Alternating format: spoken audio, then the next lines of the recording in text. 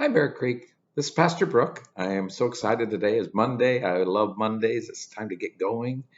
And I want to talk today again about prayer. This is my fifth kind of video about prayer as we kind of work at just how to pray. And one of the questions I want us to ponder today is just where is God spatially in our minds when we pray? And I think that can change. But one of the things I think too many of us think of is when we think about God, immediately we look up to the sky. We have this great big sky God in our heads.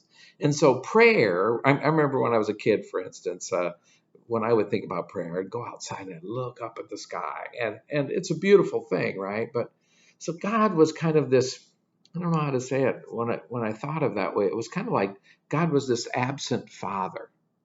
And if God could come down with just, if that dad would just come down and be with me, everything would be good. And my dad was gone a lot. And so I sometimes kind of spatially thought of that way. And I want us to discourage us from doing that. Because when we get that way, I think prayer becomes kind of like us. It's like God is this genie that we want to come in and fix all of our lives and fix everything. And so what prayer is we're rubbing the jar, right? That magic jar, hoping that God can come down and put the place right. And that is one way we could look at prayer, but I want to encourage you instead to think of God in a different way. In the United Methodist Church and our Christian theology, we have a word we call incarnation. And when Jesus was born, in fact, we often call that the incarnation, but symbolically it means that God has come down to be with us, to be Emmanuel, that God is here in the earth, here with us all the time. And one of the things that helps me with this is when I, for instance, go in to pray for someone in the hospital, and if it's a very tragic situation, maybe there's been a death, an accident, somebody's lost their lives, I really struggle with being like the representative of God. I feel like there's a lot of weight on my shoulders. And sometimes I'll walk into that situation as if there is no God in that room yet until I arrive, or, that I bring the presence of God into that room. And that's a lot of pressure to put on myself. And I don't think it's a very accurate way to look at God. So, what I've learned to do instead is before I enter a room like that, I picture God is already there. God's already in that room. God is going before me. The grace of God is already present.